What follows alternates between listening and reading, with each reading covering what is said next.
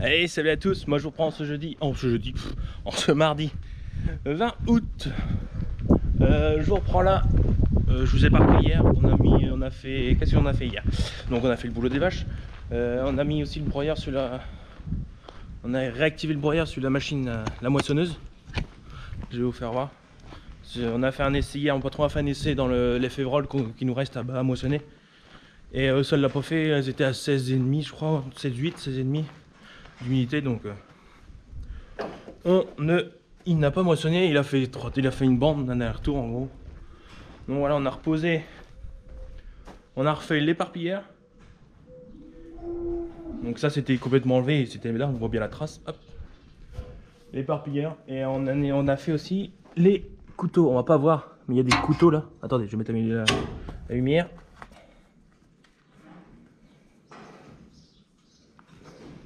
Les couteaux du broyeur là, vous pouvez voir, il y a un peu de matière. Ils étaient grippés, ils revenaient pas. Là il revient, et sinon il revenait pas. Du coup on a tout desserré, tout dégrippé, et ça fonctionne, impeccable. Donc on fait ça parce qu'on garde pas la paille, tout simplement. Sinon on ne s'en sert pas du tout de l'année. Ou là on s'est dit qu'il faudrait qu'on l'utilise une fois l'année, une fois par an, pour éviter que ça se grippe. Et qu'on repasse 3 heures à changer tout ça. On a passé pas mal de temps. Et du coup, après, il a fallu atteler toutes les bennes. Donc on a attelé les 2 bennes sur les 2 gros tracteurs, les 245. Du coup, ça ne servait à rien. Normalement, on lui a dit qu'il y avait un peu de fèves dans la benne. Il y en a dans la trémie, il y en a dans la benne. Je vais vous faire voir ça. Hop. Oh,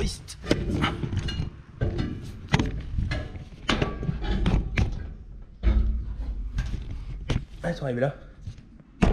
Des fèves. Je vais le centre dedans, je vais vous faire voir. Hop.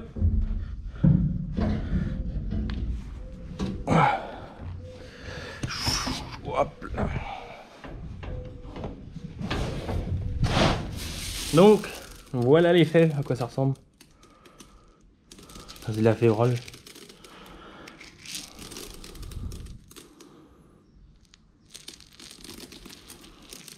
En plus ça se battait mal, qui disait, vous voyez, on en voit encore dedans. Hop. Tous les brindilles noires, c'est les cosses, c'est qui sont dedans. Après ça va, il est propre, il est plus sale. Non, enfin bon. Et aussi la parcelle de fèves est à côté d'une parcelle de maïs. Que j'ai semé, vous avez des images aussi du semis de maïs, je vous invite à aller la voir. Des endroits il est aussi haut que la ridelle. Il y a des endroits aussi haut que la cabine à moissonneuse. Et par place ça fait des vagues, il m'a dit. Moi j'y ai pas été moi. Et il y aura encore du maïs cette année. On aura encore déjà pas mal à déménager. Je vous expliquerai ça le moment venu. Et les vaches et les bœufs, les genisses auront de quoi bouffer cette année. Donc voilà. Voilà pour ce qui s'est passé hier. Il fait beau mais il pleut. Hier il fait beau, aujourd'hui là ça recrachine, je vois bien. Je sais pas si on va voir la caméra. Au fond là, un petit crachat.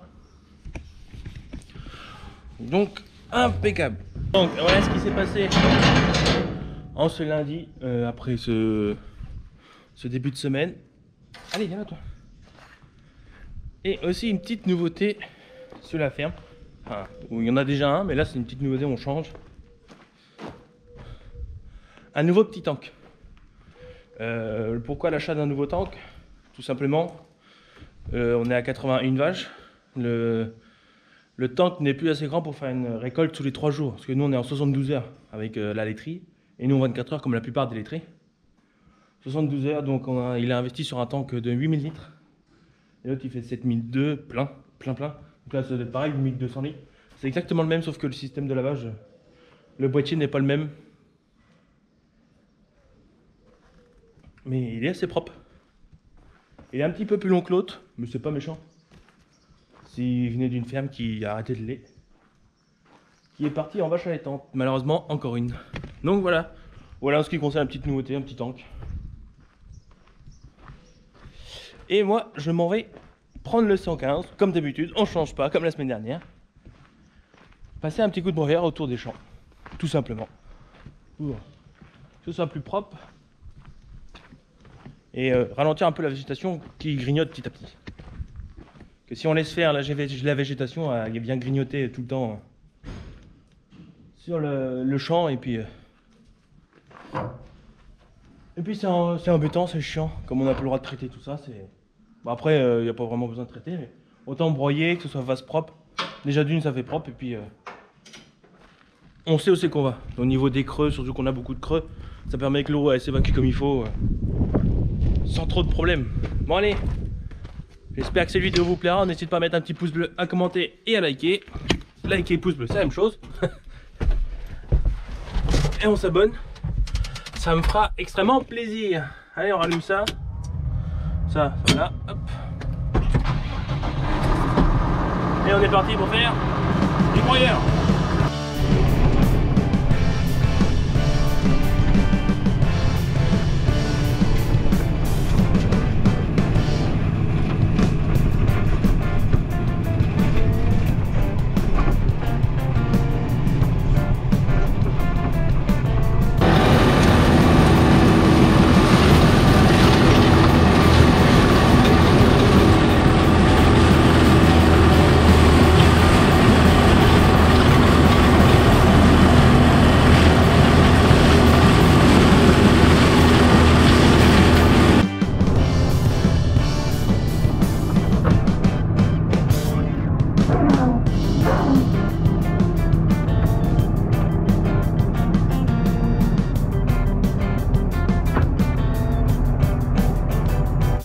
Bon allez, moi je vous reprends là. Je suis arrivé dans la parcelle où c'est qu'on a refait des rustines de maïs, donc la parcelle qui est derrière la ferme, derrière les pâtures des vaches. Je vous ai pas fait des images, qu'à chaque coup je suis sur la caméra, il pleut, donc ça me fait yesh. Donc voilà, un petit coup tout autour du champ. Là on fera ça avec les pareuses. Soit nous, soit le TR, on verra bien en fonction de qui c'est qui arrive le premier. Là on a le temps parce que là on va pas ressemer tout de suite, on va drainer tout ça et on va ressemer du régras dans la parcelle du fond, dans l'ancien labour. Là avant on mettait les vaches, on faisait une coupe d'urbanée, on mettait les vaches. Et un creux tout le long du bord qui redescend dans un autre creux qui repart à la rivière. En descendant ça redescend à la rivière. Donc voilà, donc là les rustines de maïs, on a fait du maïs qui est pas vilain. Malgré les conditions, bah après il est plus bas là parce que c'était beaucoup plus humide. Elle a peut-être moins poussé aussi. Mais là, on a un beau maïs. Avec une petite poupée qui se forme. Si on peut, on l'ensilera quand on déménagera le silo. Si on peut, si on a de la place. Parce que vu le maïs qui va nous rester. Mais on verra ça au moment venu. Donc voilà. Il va être sale. Un petit coup de jet, ça lui fera du bien. Allez, c'est parti. Il me reste une parcelle là à faire et puis je suis quitte pour le moment. Après, il n'y aura plus qu'à faire tous les tours de maïs, mais on va pas le faire tout à l'heure, sinon on va casser du maïs. Allez, on ferme la barrière. Faut éviter que les vaches aillent se promener. Si elles vont là-dedans, elles vont être contentes, mais nous, on va être moins contents. Allez, moi je vous laisse là et on se retrouve demain. Bon après-midi.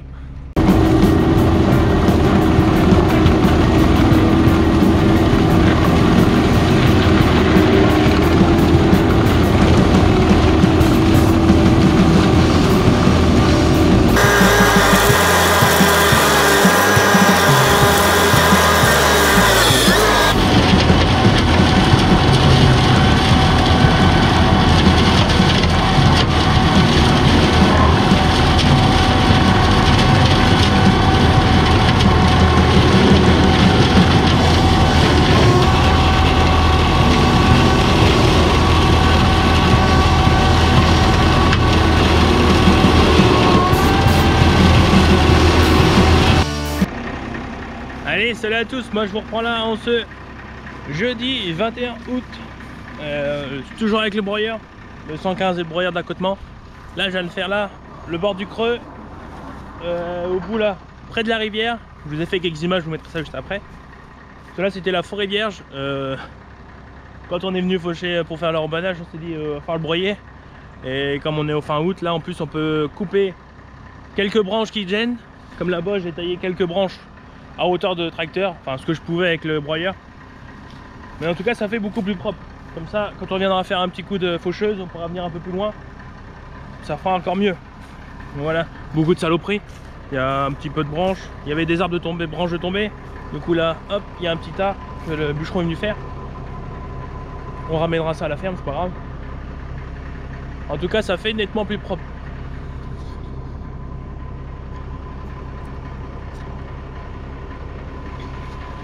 On a fauché assez tard, mais il y a pas mal d'herbe. Après là, on appelle ça le grand marais. Il y a le petit marais, le grand marais. L'hiver, quand il pleut vraiment, comme cet hiver, c'était complètement inondé. On voit bien, il y a des herbes de pluie. Il y a des herbes pour la pluie. Je sais pas du roseau, mais presque. Mais il y a de l'herbe. L'herbe est revenue quand même. Ouais, à hauteur de genou. Bon, je pense qu'on fera une bonne petite coupe de rembanage d'ici 3 semaines, un mois. On verra bien en fonction du temps qu'on aura. Allez, donc là c'est bon, j'ai fait tout le tour. Je m'en vais aider le père, mon patron, en train d'enlever une clôture. Là c'est des terres qu'on a repris. Et bah, on met pas de bête, et puis le voisin non plus met pas de bête. Il a dit qu'on pouvait enlever la clôture, sachant que c'est la nôtre. On y a demandé quand même au cas où. Mais c'est bon, on peut l'enlever. Surtout que tous les barbelés sont par terre, la moitié des poteaux sont par terre. Autant tout enlever, comme ça on passe un coup de broyeur propre. Et ça évite de mettre d'enrouler le barbelé dans le broyeur, sur le rotor, et de mettre de l'huile de fer dans la nourriture des vaches. Parce que lui à côté c'est une parcelle de trèfle, donc ce serait dommage de ferrer une vache à cause de ça. Donc autant tout enlever, qu'on soit tranquille. Donc voilà. Allez, on y va.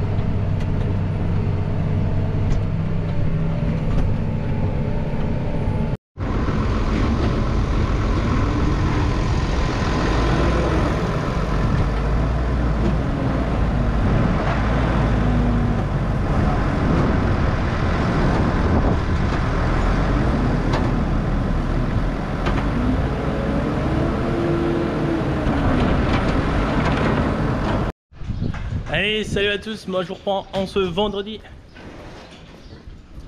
La suite de la semaine, 23.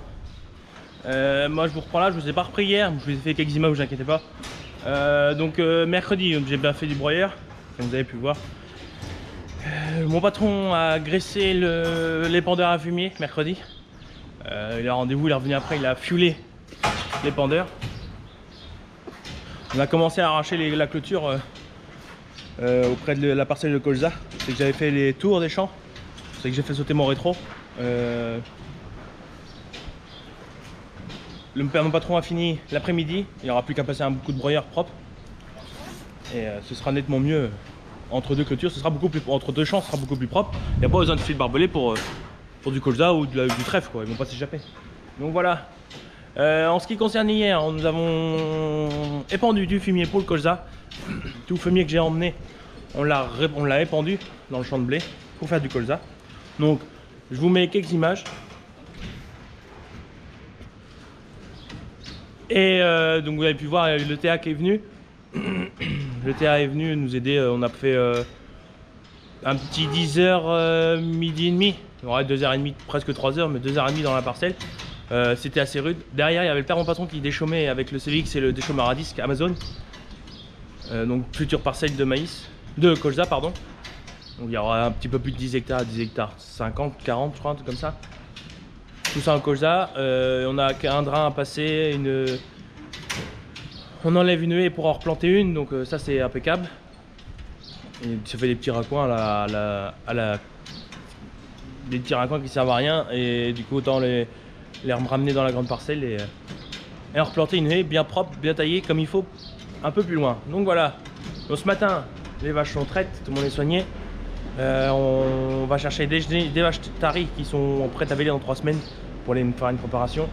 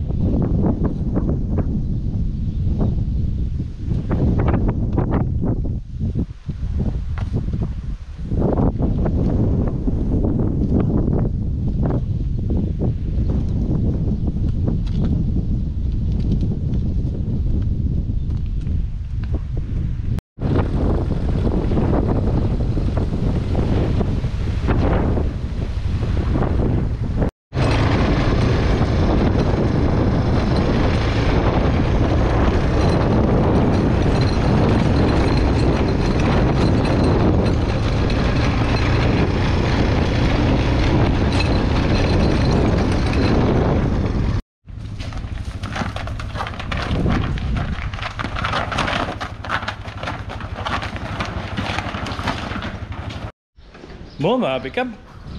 Quand ça se passe comme ça, c'est génial. Après là, j'avoue qu'il n'y avait plus de paille. La semaine dernière, on a été chercher les genisses, les vaches. Désolé, il y a un peu de vent. On s'est fait chier à sortir les 3-4 qu'on voulait. Du coup, on en a sorti qu'une. On a regardé les dates de vélage, c'est dans une semaine, 15 jours plus tard que celle qu'on a été chercher. Donc on se disparaît, on verra la chercher la semaine prochaine. Et comme là, il n'y a plus de paille dans le râtelier, c'est beaucoup plus facile à les sortir. Après, j'avoue qu'il y avait des vaches assez... des vieilles vaches, on va dire, avec plusieurs lactations. Ils connaissent comment on fait. Bah, ça va parler, moi. Donc là, je les ai mis avec les vaches. On va les trier avec mon patron. Mais je suis content, ça s'est fait tout seul. Impeccable. On va les trier avec mon patron. Il faut qu'on en garde 4 ou 5. Il faut regarder sur la liste. Et j'en ai tari 5. Du coup, hop, on va les remettre à la même place et on mettra une botte de paille. Qu'elle soit là ou dans le champ. Moi, perso, je préfère qu'elle soit dans le champ. J'aime bien être dehors, elle aussi, je pense. Puis le temps permet, donc c'est impeccable. Donc voilà, une affaire qui se déroule bien. Comme disait un grand acteur, j'adore qu'un plan se déroule sans accroc. Allez, moi je vous reprends là. On a fait les vaches taries. J'étais chercher, vous avez pu voir, là on a ramené, on les a triés, on en a ramené au champ. Du coup sur les 5 ou 6 qu'il y avait dans le champ, on a ramené 2. Du coup ça en fait 7 dans le champ. On les a emmenés avec la bétaillère et le télescope. Il y en a une ou deux qui étaient tombées dans la bétaillère, on a dû redescendre une vache. Mais bon, tout le monde se porte bien, tout le monde est arrivé au champ. Ça c'est fait. Du coup, là, t'as le fumier, télescope et pendeur à fumier. Donc vous l'auriez compris, un petit peu d'épandage de fumier aujourd'hui encore. C'est pas pour le colza aujourd'hui. Le colza on a tout fait hier, comme vous avez pu voir dans les vidéos. Là je m'en vais mettre un peu de maïs, de maïs, pas du tout. De fumier dans les futures parcelles de maïs. Tais-toi toi. Tais-toi toi Julie. Et des parcelles de futurs maïs qui sont assez humides. Donc si on a un printemps un peu humide, on pourra pas les prendre de fumier. Tout à l'heure que c'est sec et on va mettre du ré gras. Et il y en a une, c'est un couvert, je crois que la deuxième parcelle de torche c'est un couvert. Donc peut-être du couvert dans les deux, je sais pas, non, peut-être dans les deux. Si c'est humide, on pourra pas aller en sciller ni les prendre de fumier, donc on en anticipe. On a un peu de fumier d'avance, on en met dans les parcelles. Ah, dans une surtout, la deuxième on verra en fonction du fumier qui va me rester. Mais le but voilà, déjà ça fait prendre un peu d'avance, il y en a 2 hectares de moins. Et ça évite de faire trop d'abîmer trop la parcelle, sachant que c'est une parcelle assez humide. Il y a 2 ans on a eu du mal à mettre du fumier partout. On est passé mais avec du mal, donc pour pas être trop embêté avec l'humidité, si on a un printemps humide, qui ça se trouve on n'aura pas du tout, on aura peut-être un printemps sec. Ce sera fait déjà. Et comme il est attelé, on a pour une petite journée pour faire tout ça, donc c'est pas bien méchant. Allez, je vous mets des images tout ça, puis on se retrouve après.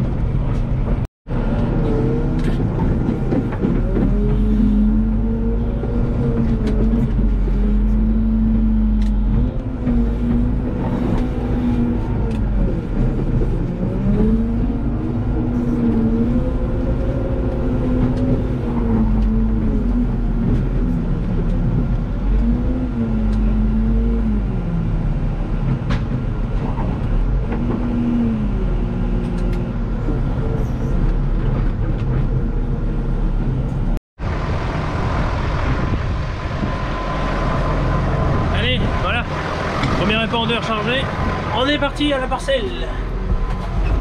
Et il pleut.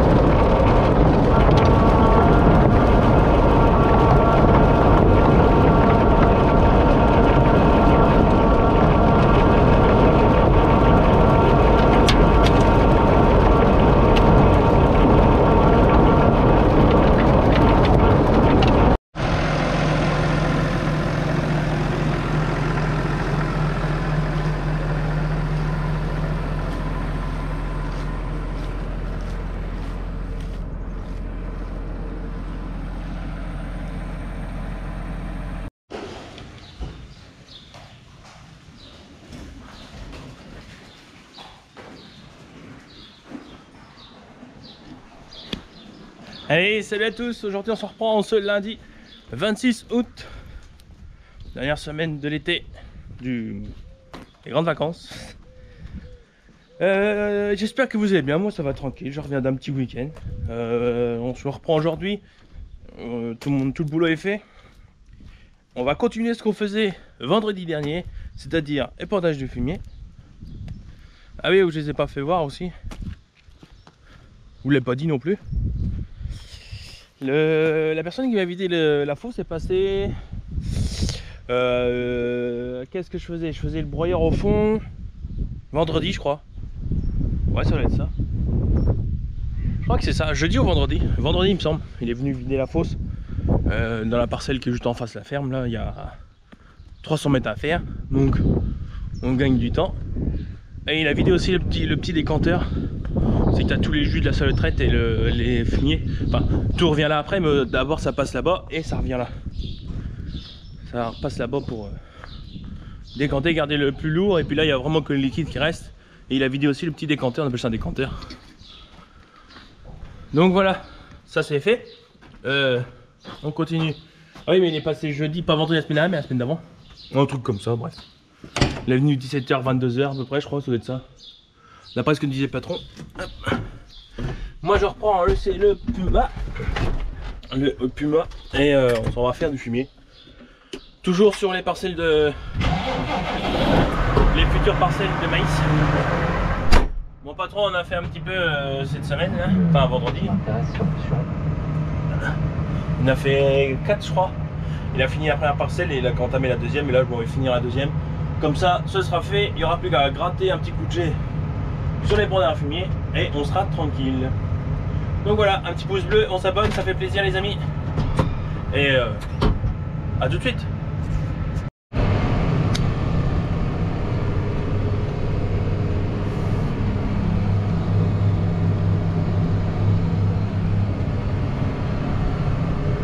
Bon bah voilà, premier répandeur vite. C'est pas la même parcelle qu'on a fait vendredi. Là on voit peut-être pas trop la caméra, mais il y a un sacré dénivelé. Encore je suis au milieu de la pente là. Le patron il l'a fait vendredi après-midi, il dit qu'il était resté coincé, qu'on montait à 540 tours minutes pour faire le tour, pour pas trop mettre dans la haie du fumier. Donc on ralentit un peu pour que ça évite de propulser trop loin. Et ben il est resté sur place. Il y a un moment il y a beaucoup de fumier. Bon c'est comme ça. C'est là pour ça qu'on met ça tout à l'heure, pour éviter de marquer ou voire même pas du tout en mettre parce qu'on peut pas y aller. Voilà, donc après un coup de déchaumeur, encore un premier passage, après un deuxième passage avec le couvert végétal. Comme ça, ce sera fait. Il n'y aura plus qu'à répandre. On en met juste là, le long de la bande enherbée, on n'en met pas. On pourra le faire, c'est un peu plus ça en bas, donc on pourra le faire avec au printemps ou pendant l'hiver. On verra bien comment qu'est l'hiver. Donc voilà, allez, c'est parti.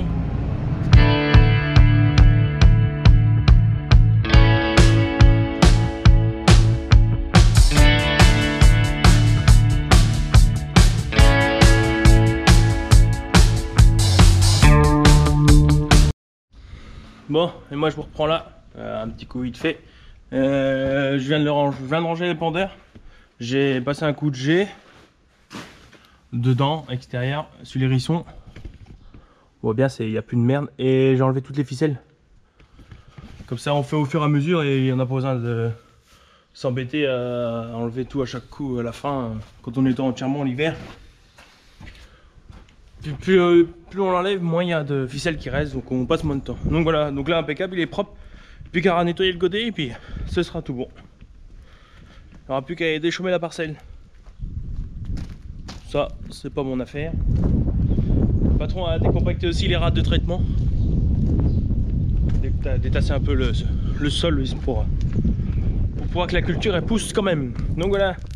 Allez, bon allez, je ramasse mon bordel là-bas. Un petit tas de ficelles, une petite bâche, il y avait une bâche aussi entourée. Et puis ce sera pas mal. J'ai un petit côté de bois à aller chercher et puis après on va se rentrer. Moi je vous dis à demain. Bon après-midi.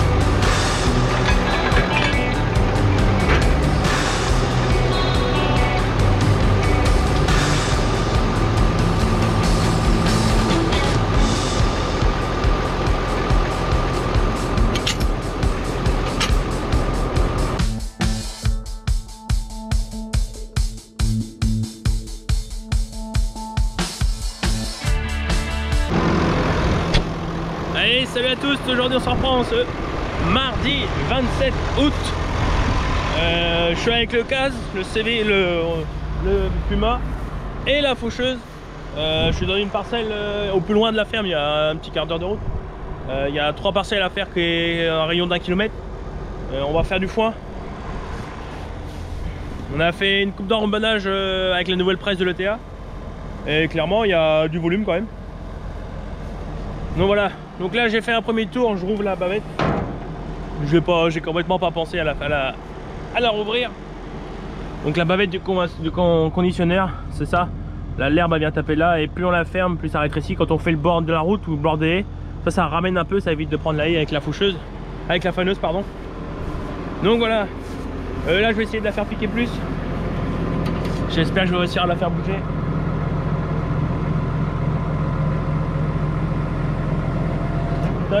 Bon, en tout cas j'espère que vous allez bien, n'hésitez pas à mettre un petit pouce bleu, à commenter et à vous abonner. Moi je vous mets des images du attelage, tout ça, tout le tralala qu'on fait d'habitude. Vous ne voyez pas souvent mais c'est ça nous prend beaucoup de temps, dételer, rateler. Et puis des images de la fauche. On est reparti pour les foins 2024 coupe 2.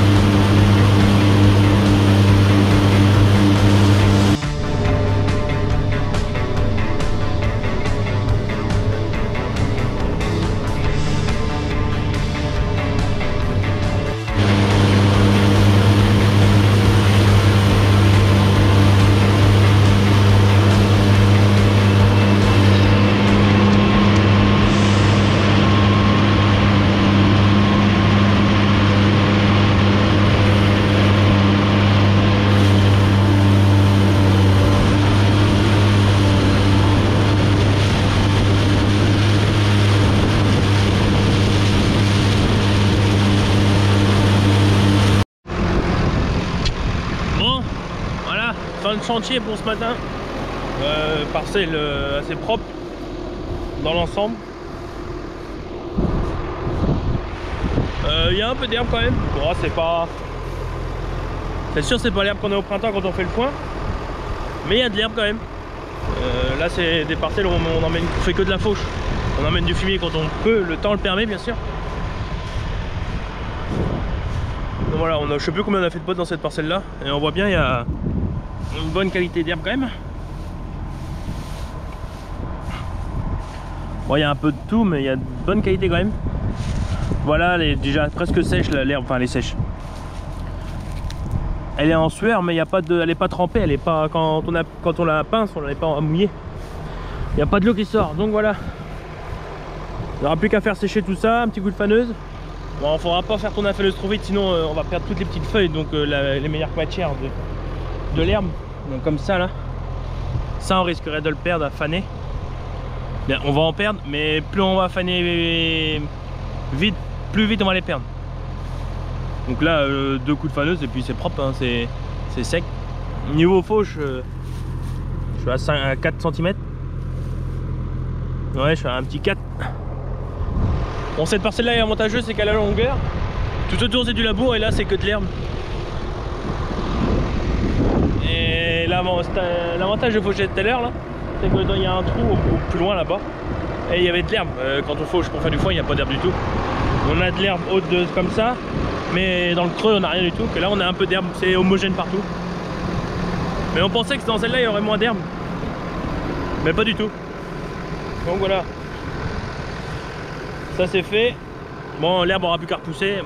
Là elle va sécher, elle va cuire sur place, mais elle aura tout l'hiver pour repousser et nous refaire une belle coupe au printemps pour faire du bon petit foin. Donc voilà. Bah là du coup on fait du foin comme je vous ai dit. En temps normal on fait de la rombanée. Là on fait du foin parce qu'on a de la place dans le bâtiment et puis il prévoit 15 jours de beau. Donc il y a moyen de faire un petit peu de foin quand même. Même si là avec l'herbe qu'il y a en 3-4 jours c'est faisable, largement faisable. Là normalement on devrait presser vendredi.